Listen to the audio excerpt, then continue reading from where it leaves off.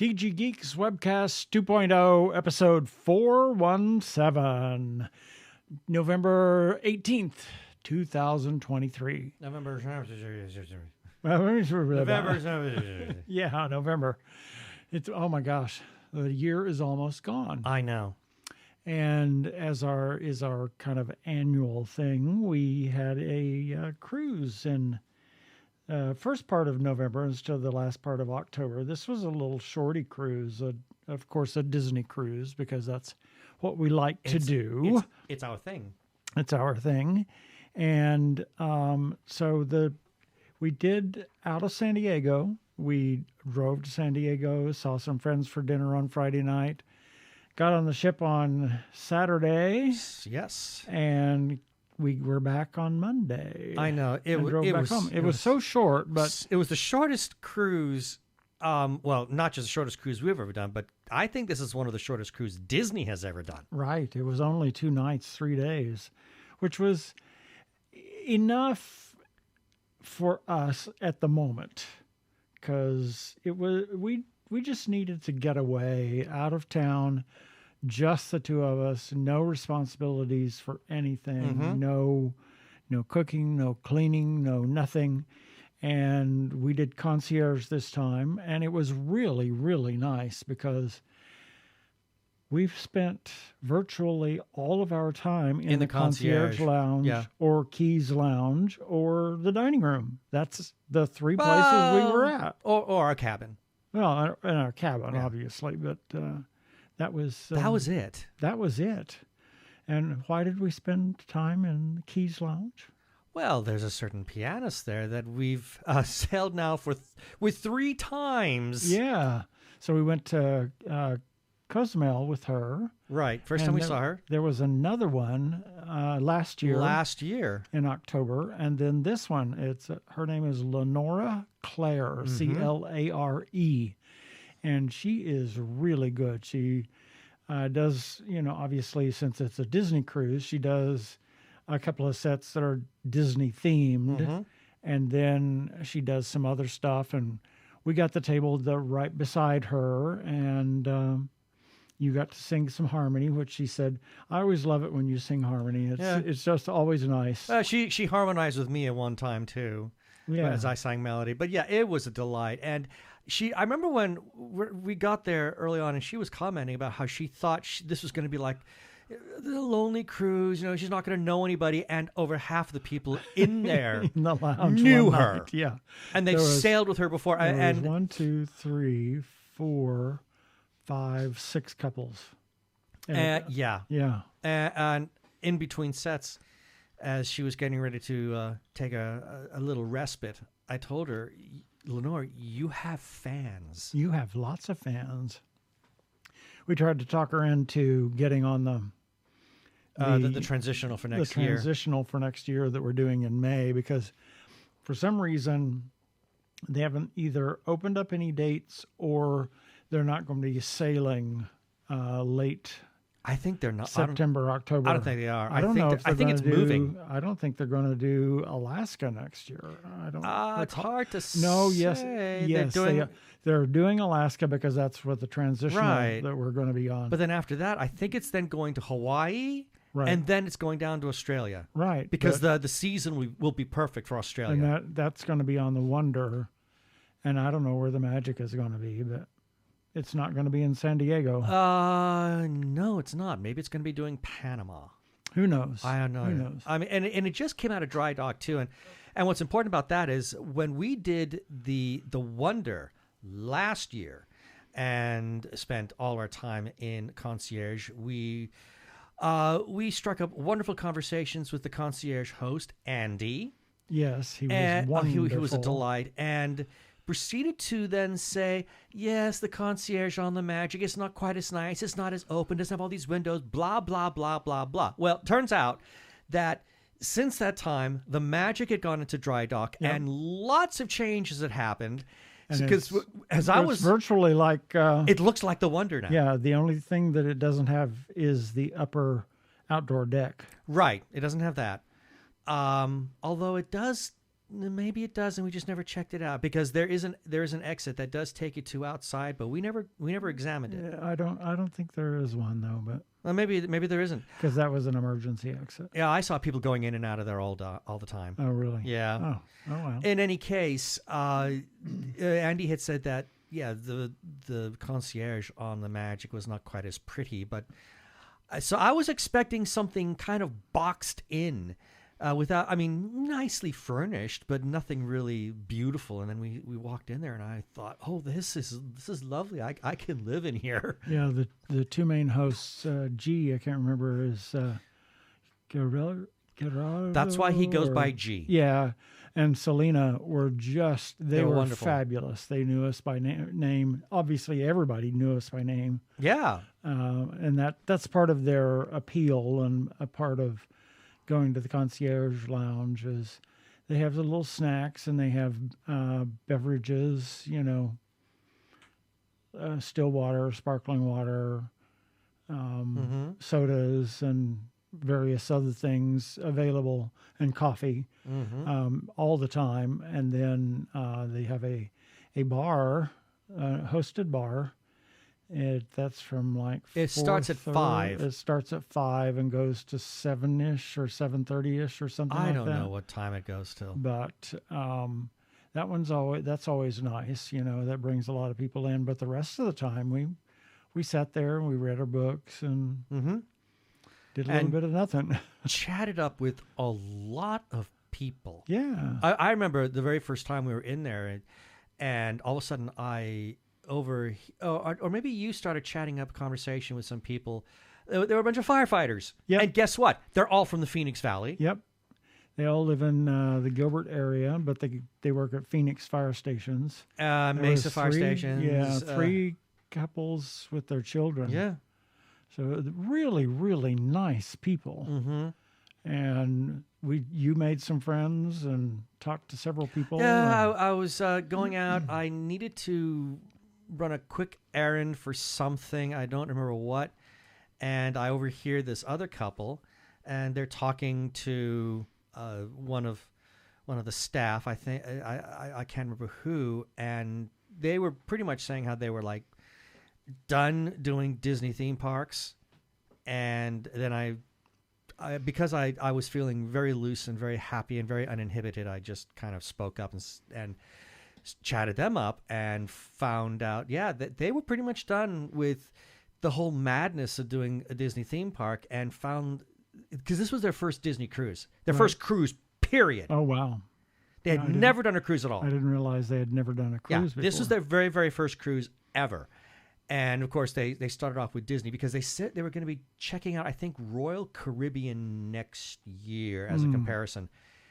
And so I chatted them up, and they were just delightful. And we were all of some sort of consensus that if you want something that's relaxing, that still allows you to feel that Disney magic, the Disney cruises really still have it. They do.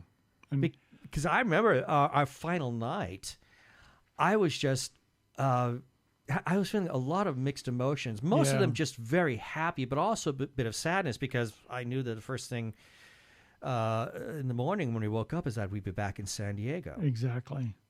Well, and I thought I was going to have to rescue guest services from the wine that you drank, or the wine that you drank.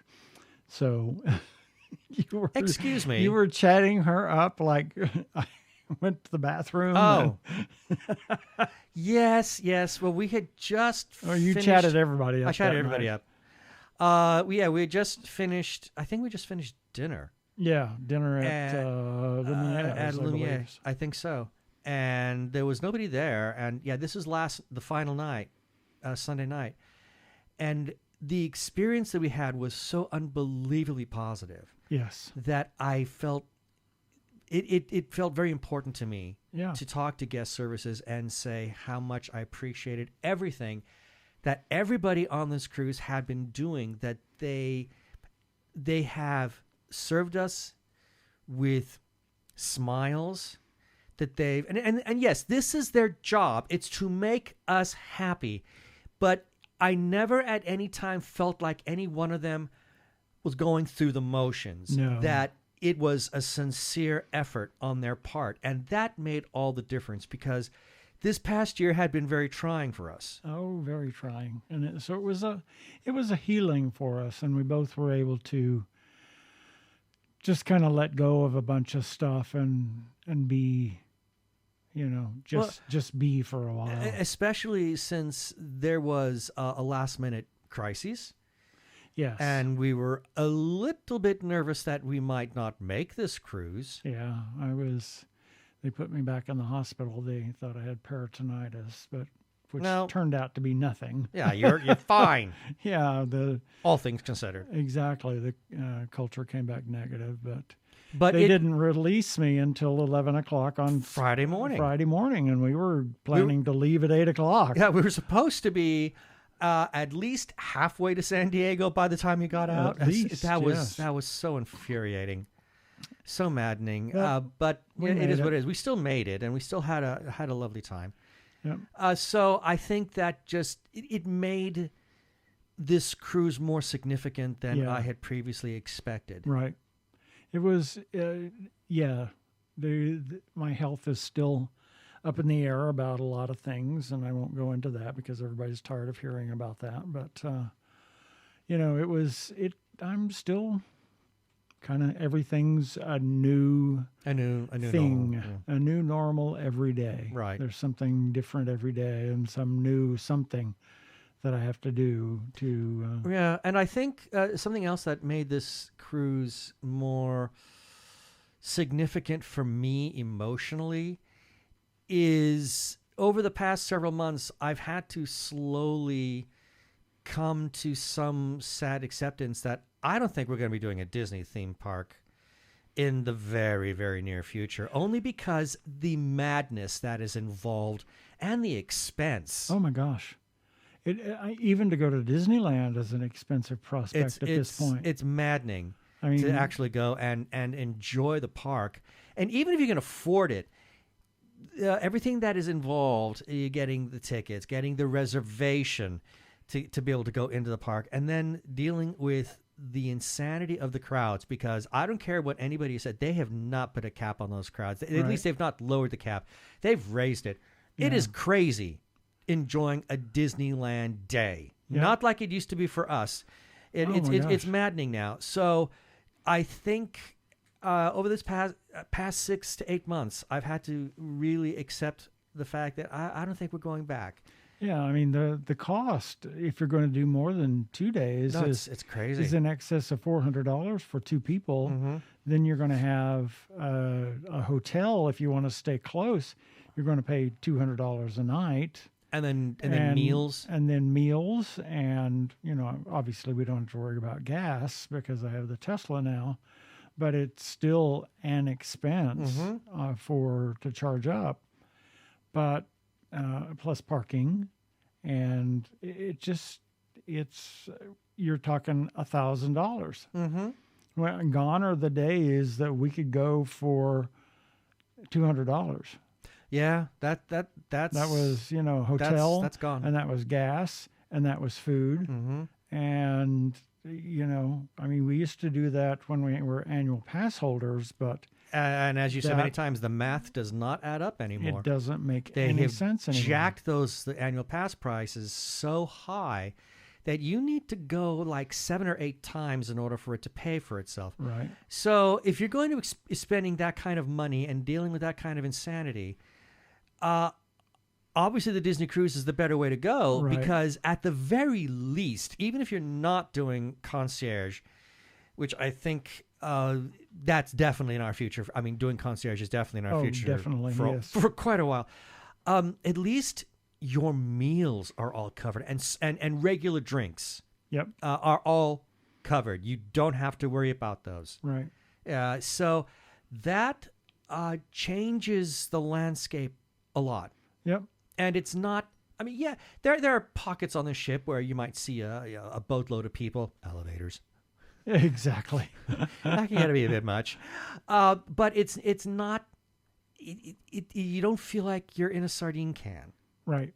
With a bunch of other people there, and I just I can't explain why I feel like the magic, the Disney sense of magic feels stronger on a ship. I don't know why. I don't know. Maybe it's because we're very self-contained. And we're off at sea. Yes, and we're ensconced in Disney.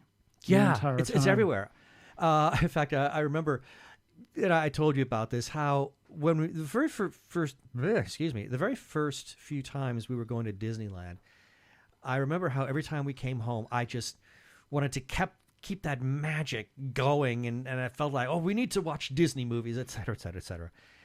And this last time on a cruise, it's like that's the first time I felt it in ages. But right. you're walking down the hall towards your cabin, or if you're any other part of the ship, and you're hearing piped in music from Disney movies. And I remember one point I was hearing music from Bedknobs and Broomsticks and hearing Angela Lansbury. No, not that one. Not that one. It's the one cut song from Bedknobs and Broomsticks. Step in Time? No, no. Not Steppin'. A Step in the Right Direction. Step in the Right Direction. Step into wrong movie. Exactly. So hearing that and seeing Disney artwork all over the place and some Disney characters. I remember our last full day at Concierge, Donald Duck shows up. Yeah. For photos, which we didn't do. And Selena says, "Do you want a photo with Donald?" No. We've got photos. We've got photos. We've got lots of photos with characters. Lots we don't need of photos with him. Yeah, if you get some of the more obscure characters, we might think about it. Exactly. But still, it was such a nice time, and yeah, I remember just the first night I was still trying to come down, shall we say. Trying to relax, but all of Sunday. Oh yeah, was just wonderful. It was glorious, yes. And you got they have a lovely spa. So. Oh my word! And yes, you got a shave and a haircut. 2 bits. Yes, one of the best shaves and haircuts that I've had in a long time. It was ridiculously relaxing. I did fall asleep. Yeah, but I think that's expected. Yep. And I always have this idea that it has to be on launch day. Yes. Totally on launch day. It can't wait. Well, it's the start of the process. Oh, there goes our cats again. Oh, geez. Having madness in the studio. And I remember there was a little bit of concern that we weren't going to be able to get that because right as we were, Sophie. Right as we were dining, because concierge guests get to have a private lunch, and so we're having lunch in Lumiere. You don't have to go up to Cabanas. You don't have to do Cabana, which is not. Cabanas is nice. It's good. The food is good. The food is good, but it's crowded. It's just so crowded. It is a buffet, and everybody is trying to get in there. Right, trying to find a table. Yep. So it's pretty mad. If it's just two of us, it would have been impossible. But if you're with a crowd, it's a little bit easier. You can then reserve tables, and everybody takes turns. So it's nice being able to do concierge in a special restaurant where you order off a menu, and then I remember you had asked. For someone from the health spa to come by, and she did. And she says, "Well, I don't know if we can get you any openings." I'm like, "Oh well, I don't want to do it then." Yeah. But then she said, and then she says, "Well, wait a minute. Let's look." Because I think we then kind of push the idea. It does not have to be when we launch, because I think she may have been acting under the assumption that it had to be while we were launching. That we wanted to be on the deck as the ship was taking off, and that's not the case. In fact, I'd rather be in the spa when the ship launches. Right. I like that. Exactly. So as soon as we were done with lunch, we managed to book the appointments, and you booked a nail appointment. Yeah, I had a manicure. I got a couple of nails that are kind of brittle and tend to split regularly. So we went to our cabin because concierge people get their cabins first. Yep. That's a nice new... Well, I wouldn't call it a new perk, but that is a very nice perk of being concierge. And we got ourselves unpacked, although... We didn't pack much. And 2 nights? It's not enough. But yeah, we got ourselves unpacked. We rested for a bit. And then we just made our way to the spa. Yeah. We had to do the emergency drill. Right. And then right after that, emergency. As soon as that was over, we then promptly ran off to Spa. And this wonderful, wonderful gentleman who I think he's Filipino, I think. I'm not sure, but I really don't care. It's the first time I've seen a man. I'm going to go on a record here. I'm not sure. And I only say it because he might be an non-binary. I don't know. I don't care. But he was delightful and did the best haircut I've ever had in that spa. And I begged for him, please, deep shave. The kind of shave where your skin is smooth for 3 days afterwards, no stubble. And he's like, oh yeah, I know exactly what you want. I'm gonna give you what I call the double shave. I said, that's it. That's what I want, because I had one of those the one and only time we sailed on the Fantasy. Right. And that was a delight. And I said, I want another one. Yep. And by the time I was done, the sun was down. We were sailing, and you were just getting wrapped up on the nails, I think. Yeah. So the timing was amazing. Yep. And then I had an acupuncture treatment like the next day, I think. Yeah. Yeah, and I spent the entire time in the concierge as you were doing that. It was wonderful. So it was more than relaxing, and to now, even now, I'm still trying to put words to how this cruise made me feel. Yeah. And words escape me. I was more than just happy. I was more than just relaxed. I was more than just joyous. I was more than just at peace. And I think what it was is, and I think you kind of said this, we managed to let go of a lot of emotional baggage that we've been carrying. Yeah. And I was able to sit and do my meditation and my Tai Chi it wasn't outside on the deck, but it was in the concierge lounge that had an open air section. Mm-hmm. And so that was wonderful. Have the nice breeze there, mm-hmm. Facing you.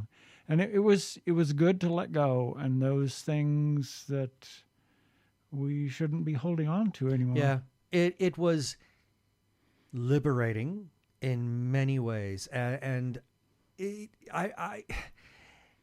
was one of those experiences where I still felt like I was floating, like a few inches off the ground after we even got off the ship. Exactly. It was that wonderful for us. We stopped in Ensenada and we didn't even get off the ship. No. So I didn't see the point. I was happy to stay on the ship. It was such and I call it magical. And I say, everybody kind of looks at me like I'm trying to be kind of punny, and I'm not. Yeah. I'm not trying to. That's really the best term I can find. It was a truly magical experience. I absolutely loved it, and I think the only reason I don't feel more, melancholy about it is knowing that we're going to be doing this again. Yeah, in May. In May. Yes. And this one, that's a 4-night. So I was wondering. I wasn't sure how many nights I was going to be. It's 4 nights and 5 days. Oh, so I can't wait. Up from San Diego up to Vancouver. It's not doing any stops, is it? I think they might do one, and I think it has one in Victoria. Yeah. Okay. But I wasn't sure if it was doing like another stop, like San Francisco or something like that. No, the rest of it's just all at sea. Yeah. That's going to be nice, and we will be sailing with people we know. Yeah. We've got some friends who are part of the Mice Chat organization who live in the Bay Area, and they're going to be on the cruise doing concierge too. You never know. Lenora might be there. And she's going to try. Maybe some other people that we've said you should do the May. Yeah, we've talked to a few people about that, and it would be nice if we saw some other people again.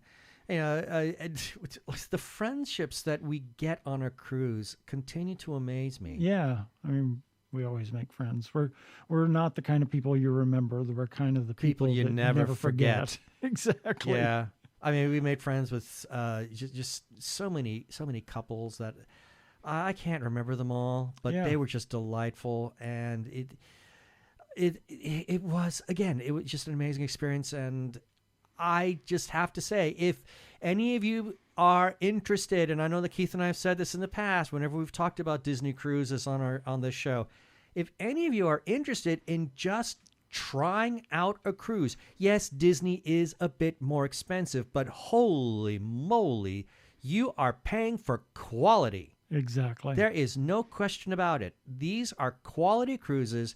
There is no question as to why Disney is constantly an award winner in the cruise industry. Yep. Because they deliver an experience that will ruin you. Exactly. And that was our cruise. That was our cruise. Two Gay Geeks signing off, and please live at peace and be kind always. Cheers.